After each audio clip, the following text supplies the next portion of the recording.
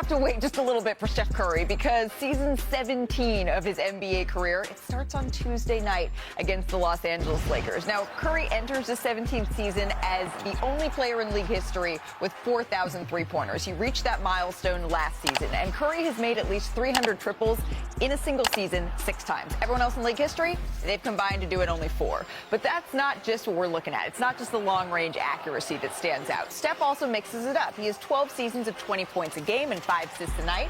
The only player with more in league history is LeBron with 21.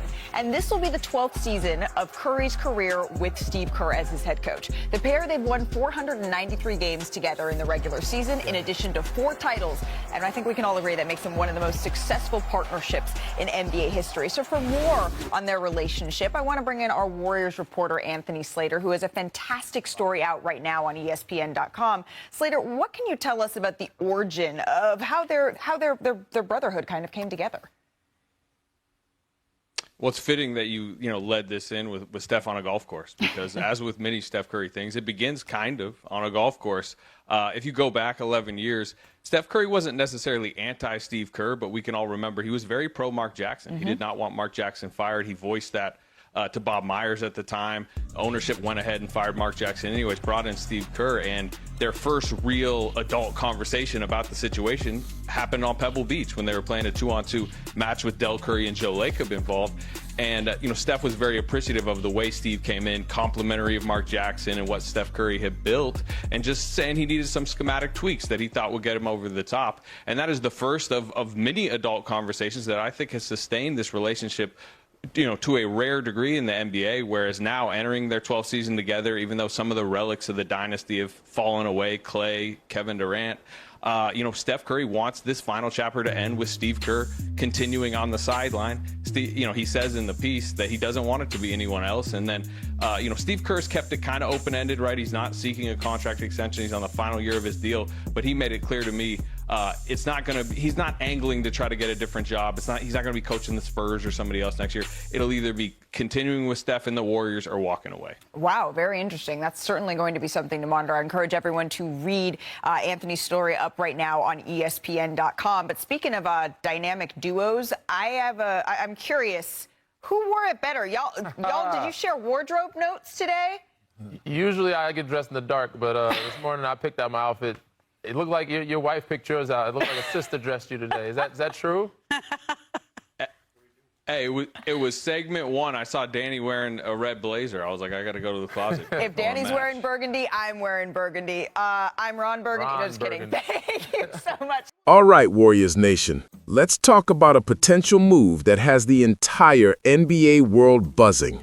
A blockbuster mock trade that could change everything for Golden State heading into the 2025-26 season. The idea? Swapping Jonathan Kuminga, the talented, athletic, but still inconsistent young forward, for a $112 million rising star, Trey Murphy III of the New Orleans Pelicans. And the crazy part is, it actually makes sense.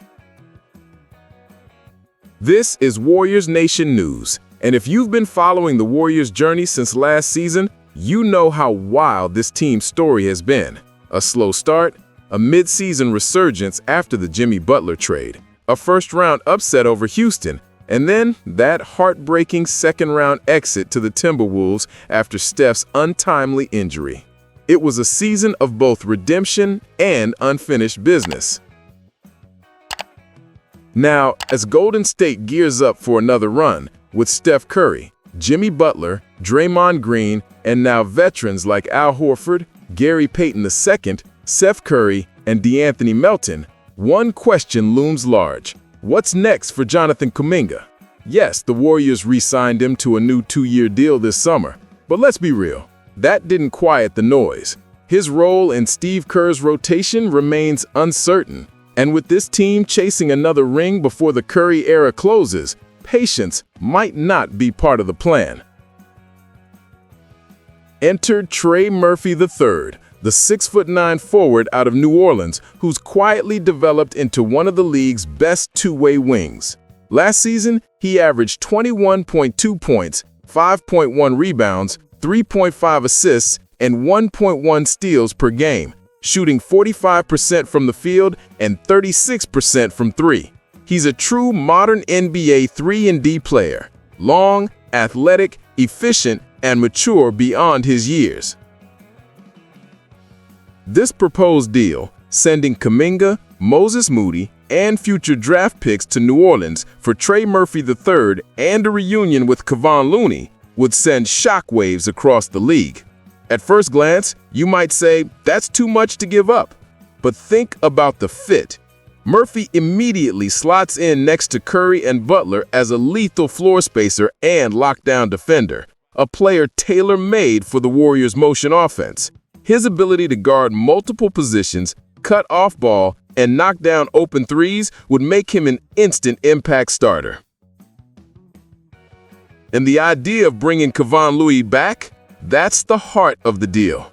Looney is more than a role player. He's a culture guy, a stabilizer, a locker room voice who knows exactly what it means to be a Warrior. 3 championships, 10 years in the system. He embodies everything this franchise stands for. You're not just trading for skill, you're trading for chemistry. Let's break down what this would mean.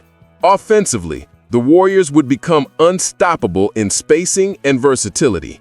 Imagine a lineup with Steph, Butler, Trey Murphy, Draymond, and Horford.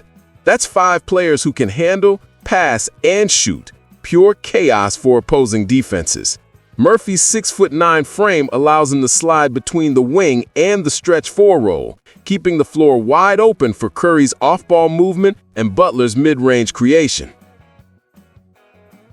Defensively, it might be even better. You'd have Butler and Murphy hounding wings, Draymond orchestrating from the backline, and Looney or Horford anchoring the paint. It's a lineup built to switch, rotate, and frustrate elite scorers across the Western Conference. When you look at the landscape, Denver, Minnesota, Oklahoma City, all those teams are young, long, and athletic. This trade gives Golden State the bodies and defensive firepower to keep up without sacrificing veteran IQ. Now, for the Pelicans, this makes sense too.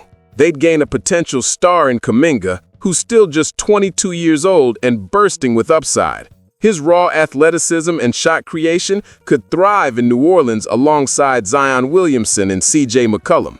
Add Moses Moody and a few picks, and the Pelicans could reshape their roster for the future.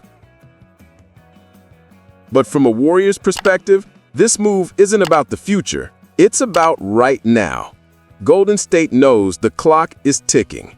Steph is 37. Draymond is nearing 36. Butler and Horford are deep into veteran territory. The front office, led by Mike Dunleavy Jr., understands the window is short. This isn't about 5 years down the line, it's about the next 2. And in those 2 years, the Warriors want to win one more banner. The big question is, would the Warriors really give up on Kuminga this soon? He's shown flashes of stardom, explosive drives, improved mid-range touch, and defensive versatility. But what's held him back has been inconsistency and fit. Under Steve Kerr's structured read and react system, Kuminga has struggled to find rhythm. He's a great individual talent, but Golden State needs seamless flow, not isolation scoring. Trey Murphy, on the other hand, is plug and play. He doesn't need the ball to make an impact. He's low maintenance, efficient, and built to thrive next to stars. And that's why this trade might just be the one that pushes the Warriors over the top. Let's not forget, last season's late-year surge proved the dynasty still has life. When Steph and Butler share the floor, the energy feels different. Add Horford's experience and Melton's grit, and this team already looks tougher, smarter, and more balanced. Now imagine replacing an inconsistent young piece with a proven ascending star who fits perfectly into Kerr's system. Murphy could be the missing link, the bridge between the old guard and the new generation. You'd get a player who can grow alongside Brandon Podziemski and anchor the next chapter, while helping the veterans chase one last ring. Warriors Nation, picture it. Opening night at Chase Center. Steph brings the ball up, Butler cuts baseline, Murphy flares to the corner. Draymond sets the screen. Splash. The crowd erupts. That's not nostalgia. That's evolution. So here's the bottom line. This mock trade might sound bold, maybe even risky, but history favors the bold. The Warriors didn't build a dynasty by playing it safe. They took chances. They adapted. They believed in fit, chemistry, and timing. And if there's one thing we've learned over the past decade, it's this. When the Warriors pull the trigger on a big move, they do it to win. If this deal ever became real, the rest of the league would tremble. Steph Curry and Jimmy Butler with Trey Murphy III and a returning Kevon Looney, that's not just another chapter. That's the sequel nobody saw coming. So what do you think, Dub Nation? Would you trade Kuminga and Moody for Trey Murphy III and Looney? Would you go all in for another championship push? Let me know your thoughts down below. Hit that like button, drop your opinion in the comments, and don't forget to subscribe to Warriors Nation News for more breaking stories, insider reactions, and passionate takes from the heart of the Bay Area. Because whether it's a blockbuster trade or a playoff miracle, one thing's for sure, the Golden State Warriors aren't done yet.